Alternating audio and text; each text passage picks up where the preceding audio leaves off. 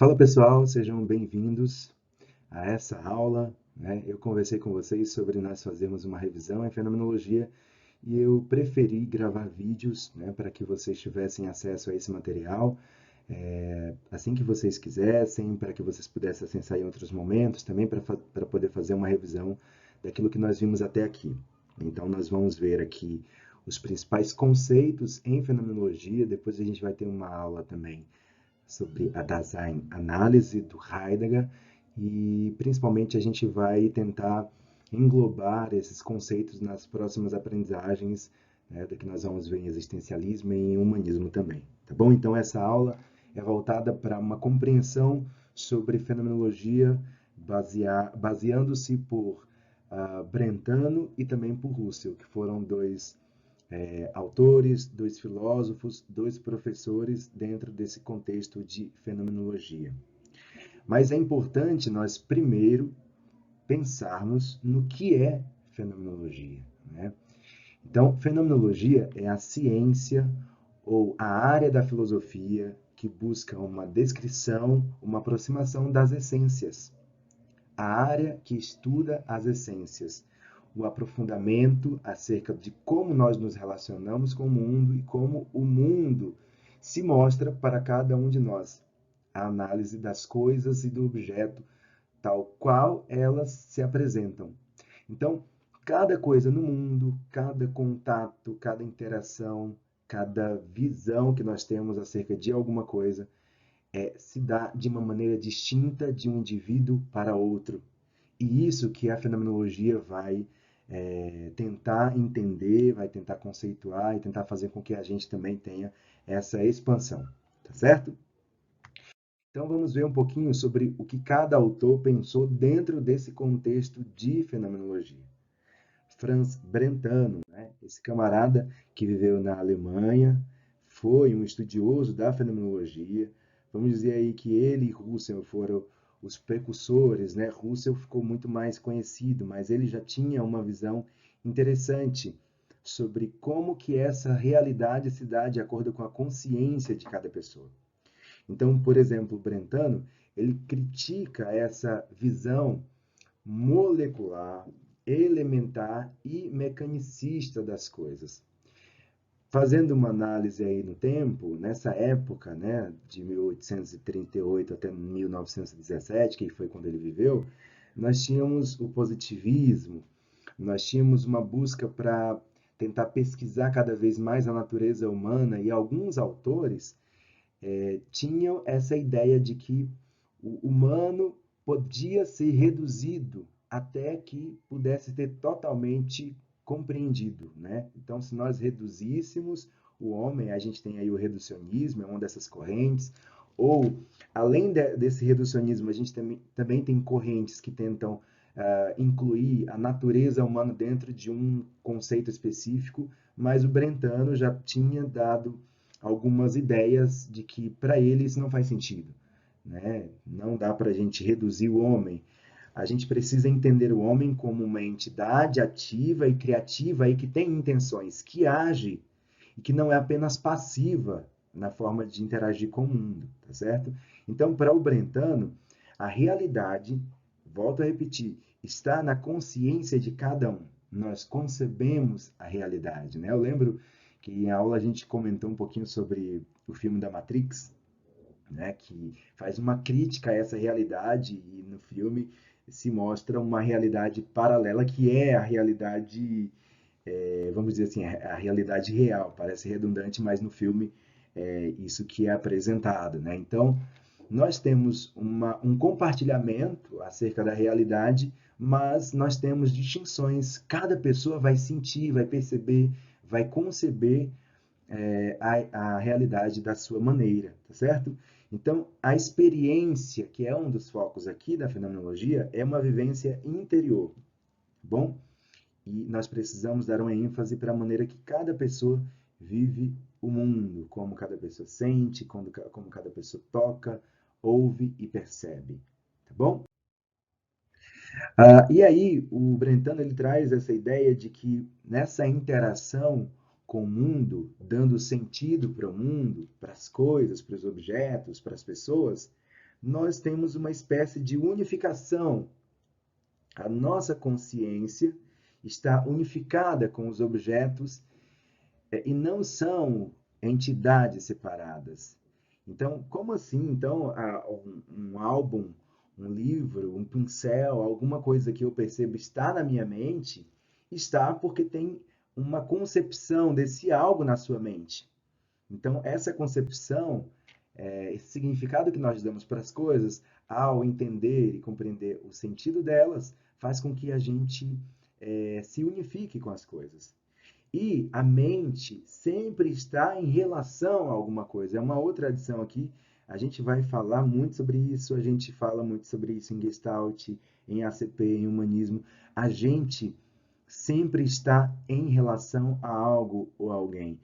Eu, se penso, penso em relação a algo. Se sinto, sinto em relação a algo. Então, é importante nós percebermos essa relação para a gente perceber como que a gente está sendo afetado por determinadas coisas, tá bom? Para o Brentano, também não existe objetividade pura e nem subjetividade pura, tá certo? Então, nós temos sempre um viés, uma intenção. E aí, ele fala muito dessa intencionalidade, tá bom? Isso é um termo-chave aqui em fenomenologia, que nós temos uma intencionalidade de dar sentido para as coisas. Nós olhamos para um lugar novo, nós já estamos tentando dar um sentido.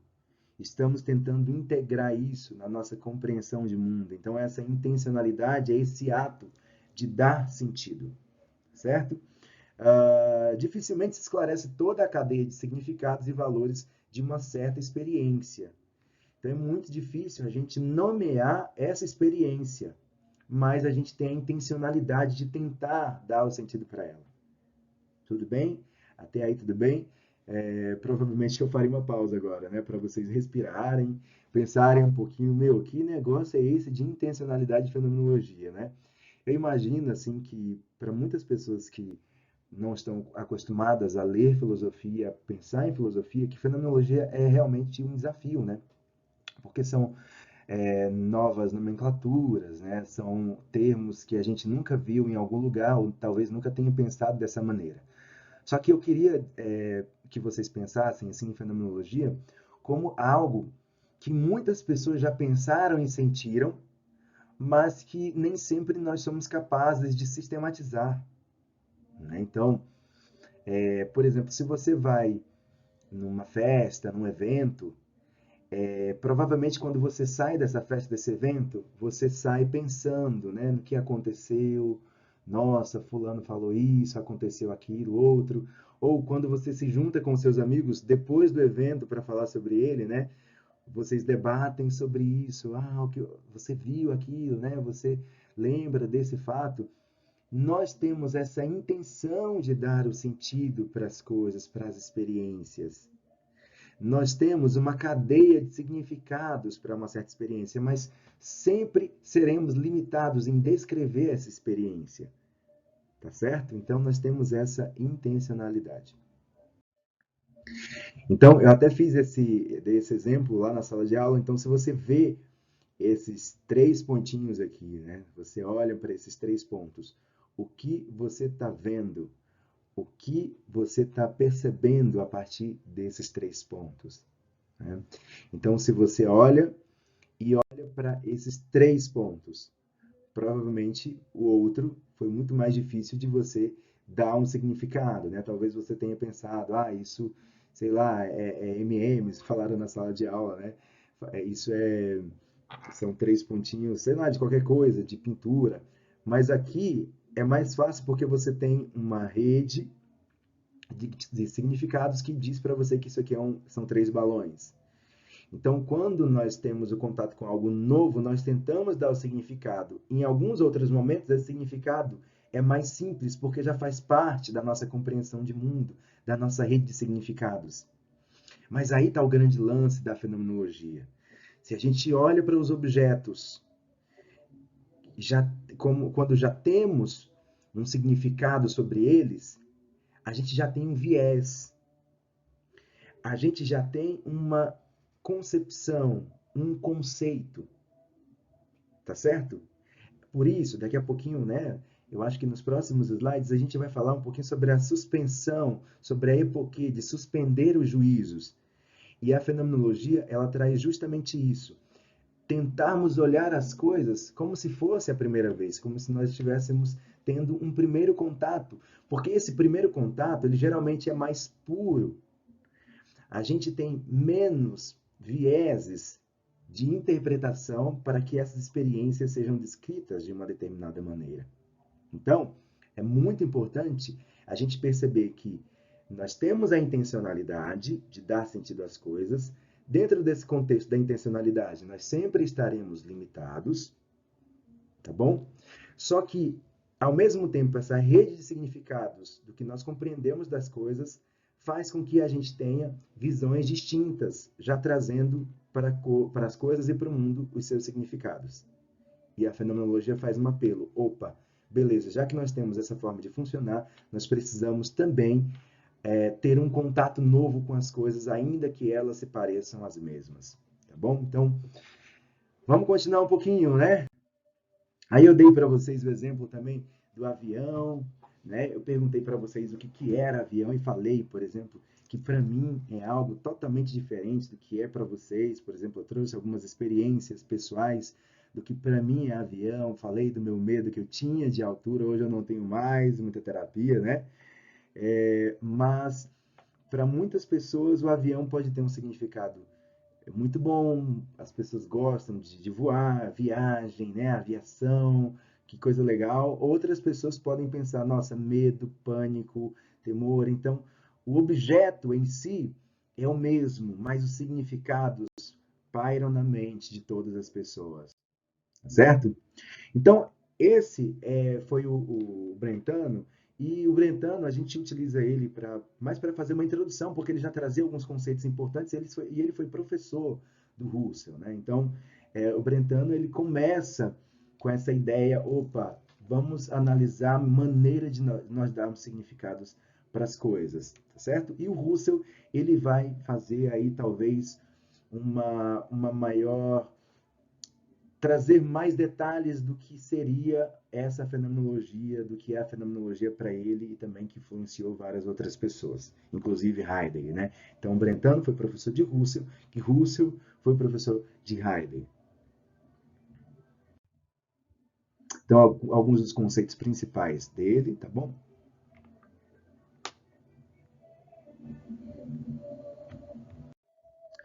Então, uma das primeiras coisas que a gente pode falar aqui sobre Russell é que ele teve essa ideia e deu o nome de epoquê do que nós fazemos quando colocamos algumas coisas do mundo em parênteses.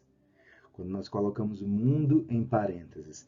Quando nós estamos tentando ou quando a gente se aproxima do mundo pela primeira vez. Como se fosse, né? Pela primeira vez, porque não é a primeira vez, a gente sabe. Muitas vezes a gente vai em um lugar, a gente conhece uma pessoa, e a gente fica com aquela concepção, aquele lugar é sempre assim, aquela pessoa é sempre assim, aquele objeto é sempre assim, né? Ir ao parque de diversões sempre é legal, ou sempre é muito triste para mim.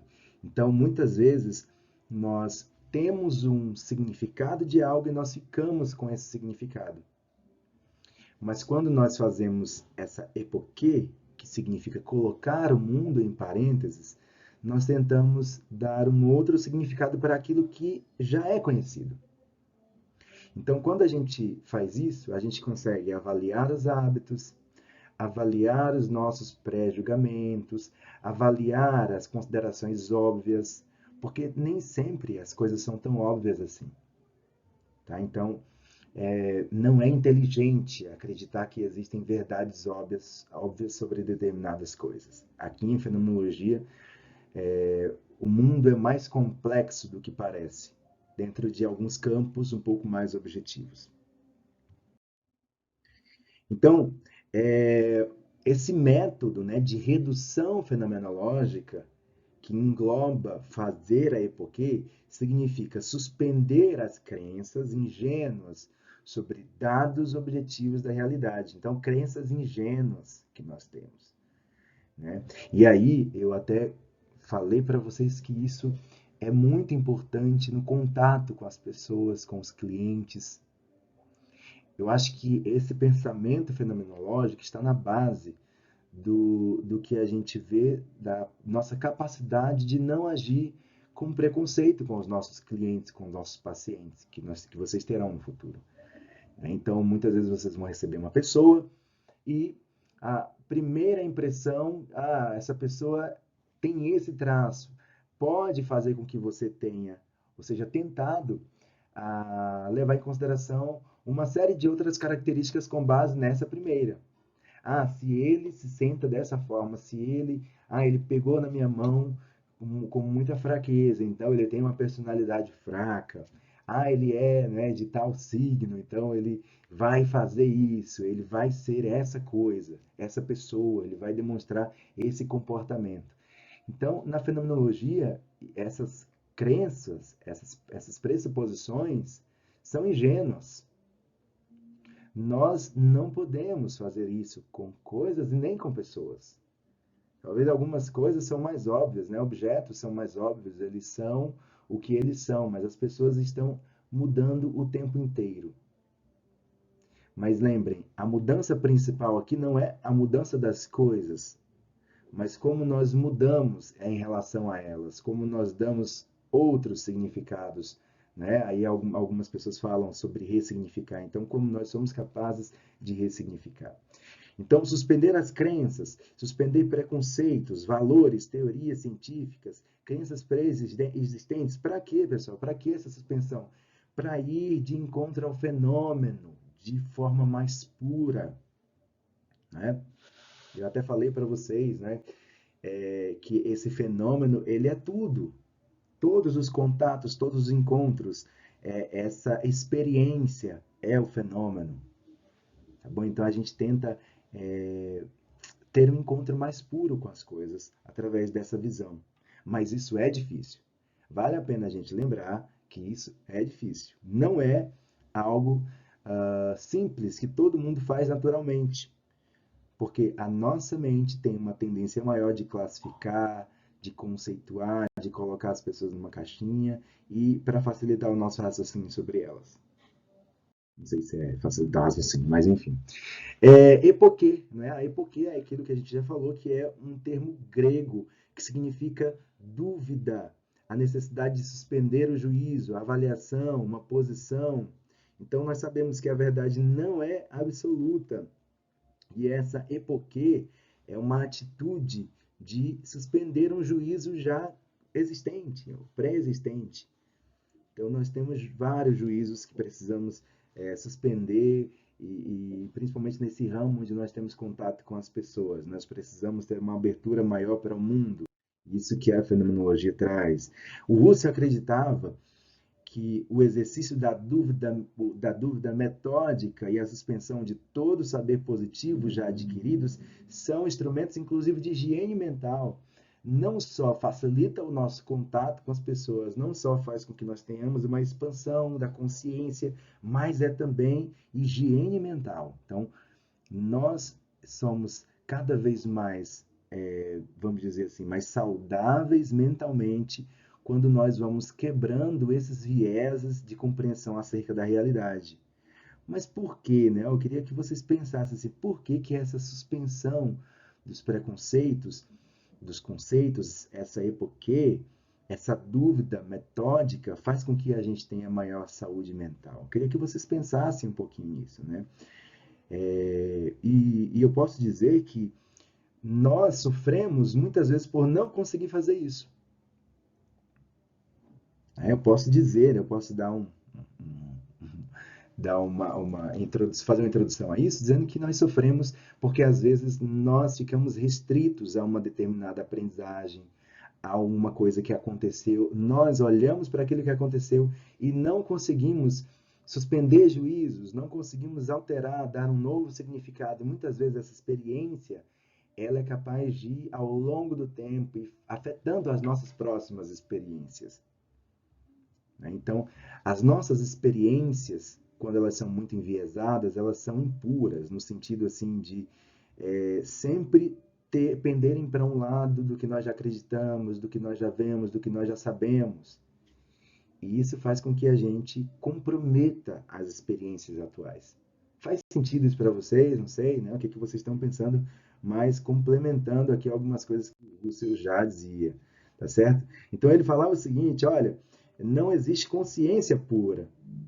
A consciência, por meio dessa intencionalidade, tentar dar sentido para as coisas, tem os seus viés. Ele estava corroborando alguma coisa que o Brentano já falava. É intencional, tá? Então, aquela história, não, eu estou aqui, não tenho intenção nenhuma, né? A gente está na época agora de política e muitos políticos falam, não, a minha intenção, eu não tenho intenção nenhuma, a minha intenção é pura. Geralmente nós nos destinamos para as coisas porque nós temos realmente uma intenção, ainda que isso não esteja tão nitidamente explícito para a nossa consciência, mas nós temos uma intencionalidade, tá certo? Então, todo objeto exterior existe na relação com o sujeito, isto é, depende da sua consciência. Então, as coisas existem porque nós damos um significado para elas. E isso faz com que a gente também não tenha uma consciência pura sobre as coisas. Então, olha só, o Russell falava que existem, na verdade, as verdades são provisórias. Olha só o que eu falei, na verdade, as verdades são provisórias. E a gente tem um hábito, né? É uma força de expressão de falar assim, ó, na verdade, né? Lembra quando alguém vai falar alguma coisa em público, aí outra pessoa vai comentar, olha, o que você está falando aqui, na verdade, é assim. Então a gente luta para deter a verdade. A gente luta para saber quem é que vai ter a verdade, o que é a verdade, né? E na visão do Russell, essa verdade que nós lutamos tanto para encontrar é provisória, porque nós temos então uma predisposição para dar um significado.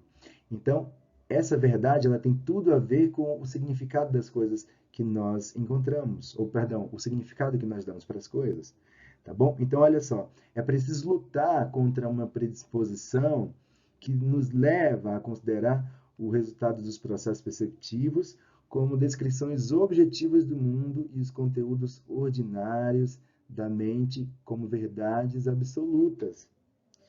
Então, olha só, há uma predisposição da nossa mente para que a gente tenha uma descrição objetiva do mundo, para que a gente veja as coisas de forma ordinária, para que a gente sistematize algumas informações.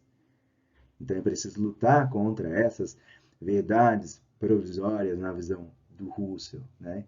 E isso, por isso que eu falei para vocês que não é fácil, que é preciso se conscientizar desse processo, porque é algo para onde nós nos destinamos, é algo que nós executamos também de forma intencional, né? Fazer essa epoquê, suspender os juízos, é algo que é preciso esforço, é preciso ter cada vez mais consciência de como isso se dá, de como a gente tenta facilitar o ritmo do nosso pensamento. Então ele tinha oposição também a esse positivismo, a gente já falou um pouquinho sobre isso agora há pouco, que pensava que ele poderia chegar aos fatos com objetividade, né? O positivismo tinha essa ideia, chegar aos fatos, à realidade, né? A verdade, como eu acabei de dizer, como os números, objetos de estudo da física e da química. Então, ainda a, a física e a química, que de um certo modo são ciências mais exatas, ainda tem as suas mudanças, ainda tem as suas alterações. Né? Basta olhar para a astronomia, por exemplo, e como os astrônomos que estudam física e tentam aplicar algumas coisas, algumas leis da física teórica ou da física prática dentro desse conceito da astronomia, eles estão sempre reformulando a sua visão sobre as coisas. Agora, por exemplo, tem um novo telescópio com novas descrições do universo, e eles estão reformulando várias teorias ou corroborando algumas coisas, aprimorando algumas coisas que eles achavam que eram verdade. Então, ainda as ciências exatas, elas trazem sim as suas mudanças, as suas alterações. Então, para a fenomenologia, Não há fatos com a objetividade pretendida. Por que que não há fatos? Porque nós não percebemos o mundo como um dado desprovido de significado. O mundo que nós percebemos é um mundo para mim. É por isso que não há fatos. Porque o mundo tem um significado que eu dou para ele. Ah, Eduardo, então as pessoas percebem a realidade da sua maneira e eu preciso acreditar na visão delas? Olha, isso é uma decisão nossa, né, de acreditar ou não. Se alguém chega na sua sala futuramente, daqui quando você for um psicólogo, estiver em um surto psicótico, estiver falando que está vendo coisas, ainda que você não acredite, né, porque você sabe que aquilo faz parte do surto, para ela é a realidade. Tá certo?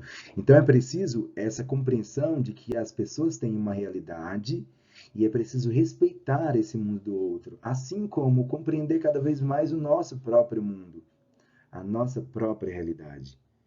Então, o mundo não é desprovido de significado. O mundo tem um significado que eu dou para ele. Por isso, a não objetividade. Aí a gente chega em alguns outros conceitos, tá bom? Então, nessa de dar significados para as coisas, nós temos então, de acordo com a visão de Russell, uma rede de significações, ou rede de significados, que nós chamamos de noeses e noema. Então, redes, eu lembro muito de redes neurais, né? Porque é assim que a nossa mente se estabelece. Nós temos várias conexões entre neurônios e nós temos redes específicas, por exemplo, que são responsáveis por algumas funções, por algumas memórias, por algumas sensações, percepções, não é isso? Então, quando a gente pensa de redes de significações, é como se nós tivéssemos algumas informações organizadas. Então, a importância que o Russell deu para a rede de significações tem a ver com a forma de nós percebermos os objetos. Então, essa rede de significações faz parte, então, dessa consciência que dá sentido às coisas. Tudo bem? Então, nós temos uma rede de significados. Por exemplo, se a gente pensar animais, lembra quando a gente brincava de adedonho, quando a gente era criança, a gente colocava lá na lista, animais. Então, quando você fala de animais, você tem várias opções dentro de uma categoria. Então, os animais estão categorizados na sua mente. Assim como a gente fala de objetos, assim como a gente fala de cidades, de estados, a gente tem categorias. Então, assim como as coisas têm categorias, a nossa mente também organiza essas informações através de uma cadeia organizada, que são as redes de significações ou de significados, né? Então, dentro dessa rede de significados, a gente tem a descrição de noeses e noema, tá bom? Então, isso aqui é importante. Noema, a gente tem a ver com o conteúdo, com aquilo que fica da experiência. Noeses é o nosso processo de sintetizar essas informações, esses vários momentos da experiência. Então, a nossa forma, os recursos que nós utilizamos para sintetizar a experiência é noeses. Noema é o conteúdo experienciado, tá bom? Então, por exemplo, uma melodia, eu até dei esse exemplo lá na sala de aula, né? Uma melodia. Uma coisa é o processo de tocar uma melodia. Você tem o violão, que você usa o violão com as notas, você usa o piano, o teclado, você usa uma sanfona. Não sei exatamente, né, o que vocês pensam quando eu falo melodia, mas vocês utilizam os recursos e o produto final é a melodia, é a música. Então, o processo, a gente está falando de instrumentos, a gente está falando das notas, a gente está falando de uma série de coisas, mas o conteúdo final é a música, né? Tá bom? Ah, então, é legal a gente pensar em rede de significações porque a nossa consciência não é caótica, assim, pelo menos nem tanto, né? Ela é organizada. Então, por meio da percepção, a consciência vai organizando as coisas. Então, É claro que é muito caótica quando nós estamos adoecidos emocionalmente, mentalmente, as coisas começam a perder ou mudar de significado, mas a nossa consciência, ela organiza a realidade. Não é um jogo caótico. Seleciona, como eu falei para vocês, cria categorias, tudo bem? A gente tem outro conceito importante que é a redução eidética, que é a redução à ideia essencial das coisas. Em fenomenologia, então, ainda que as coisas tenham um significado para cada pessoa, as coisas também têm um significado similar, comum às outras pessoas. Então, os vários atos da consciência precisam ser reconhecidos nas suas essências. Aquelas essências que a experiência de consciência de um indivíduo deverá ter em comum com a experiência semelhantes dos outros. Então, eu dei o exemplo da cadeira. Quando você olha para uma cadeira, qual o sentido que ela tem para você? Muitas vezes é um sentido semelhante para todas as pessoas. Não, todo mundo concorda que uma cadeira é para sentar, beleza, todo mundo concorda que é para sentar. Por quê? Porque ela tem características essenciais que a fazem parecer que não, isso aqui realmente é para eu ficar sentado.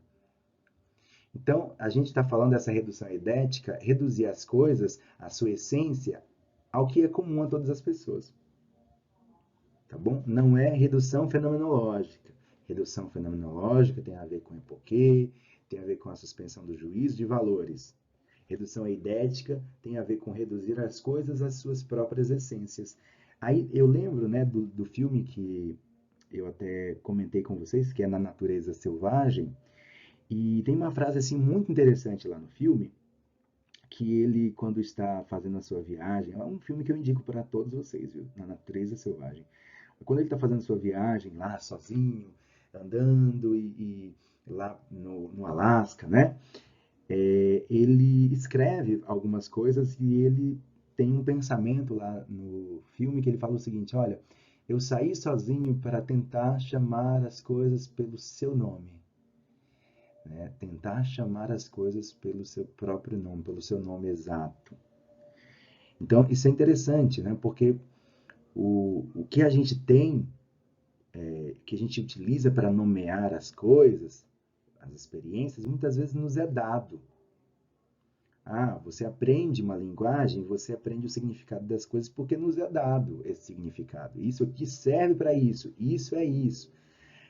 Mas nessa redução eidética, muitas vezes se pretende transcender essa visão que já é dada sobre as coisas para que você possa se aproximar da essência delas. A essência da natureza, a essência do rio, do mar, de todas as coisas. Nós podemos nos aproximar então dessa essência, tá bom? Então aqui, olha só, nós temos as experiências da consciência. E todas essas coisas estão dentro dessas nossas experiências. Então a gente tem aqui as memórias, a gente tem aqui os nossos atos, né? Os eventos, as nossas relações, sentimentos, fantasias, pensamentos estão dentro dessa nossa experiência da consciência. Inclusive os sentimentos. Inclusive os sentimentos. Muitas vezes, quando a gente pergunta assim, quem é você? Que é uma pergunta bem difícil, principalmente aqui em Fenomenologia e Existencialismo, né? Vocês já bugaram algumas vezes com essas perguntas que eu fiz na sala e eu jogo mesmo para poder criar um pouco de caos, né? Um pouco de caos faz bem às vezes, mas quando eu pergunto isso, geralmente a gente pensa numa descrição sobre nós olhando para os nossos sentimentos, para os nossos pensamentos. Olha, as pessoas mais profundas ainda, porque geralmente as pessoas são muito breves e rasas quando vão se apresentar falando, olha, eu trabalho com isso, eu tenho uma família tal e tal, mas as pessoas que querem se aprofundar muitas vezes falam, olha, eu me sinto assim, eu penso sobre isso, minhas características são essas, né? As minhas memórias mais profundas são essas. Tudo isso está dentro da experiência da consciência do eu, mas ainda não é o eu. Aí a gente vai ver lá em Heidegger, né? Já estou dando spoilers, vocês vão ver lá na Dasein Análise, que essa busca pelo ser é justamente mais profunda do que só descrever pensamentos, sentimentos, fantasias, tá bom? Então, essa experiência do ser está um pouco além das coisas que podem ser descritas. Mas tudo isso faz parte, aqui em Russell, das experiências da nossa consciência. Então, vocês podem ver que Russell, ele teve a intenção de descrever a fenomenologia, a percepção, a nossa forma de entender o mundo e tudo. O Heidegger, ele já traz essa ideia para análise e para compreensão sobre o ser.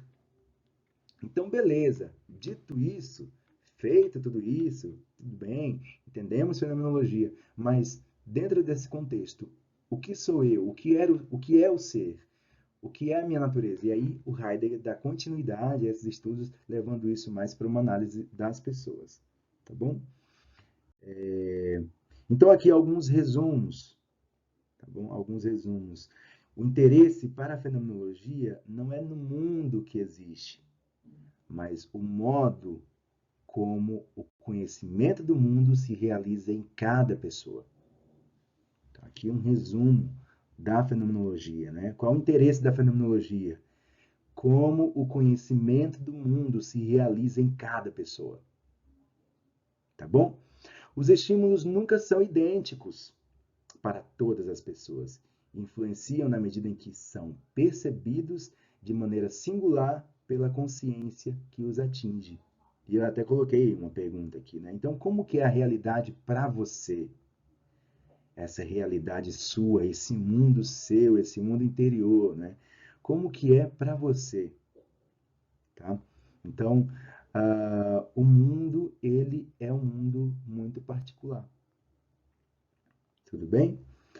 Ainda que um estímulo, uma música, um quadro, eles sejam idênticos, cada pessoa vai ter uma concepção. Isso é incrível, né, pessoal? Isso é muito bom. Então, fenomenologia é o estudo da consciência e dos objetos da consciência. Tá bom? Da consciência e dos objetos da consciência. Se cair numa questão, o que é fenomenologia? Vocês podem colocar isso também. O estudo das coisas, como eu falei lá no começo, dos fenômenos, tais quais eles se apresentam, como eles se apresentam para cada pessoa, né? Respostas nesse sentido vão estar corretas. A ciência descritiva das essências e das vivências, tá bom? Então, uma ciência que descreve as essências e as vivências. Tá? Qual é a nossa essência? Como foi essa vivência para você? É diferente perguntar, você sentiu bem? É diferente perguntar, como é isso para você? Porque nem sempre bem descreve uma situação. Né? E quanto mais experiência a gente vai tendo, por exemplo, no campo da clínica, a gente vai percebendo que nós precisamos nos livrar de muitos vieses que nós levamos para os nossos pacientes. Ah, como foi a sua semana? Vamos falar daquele assunto.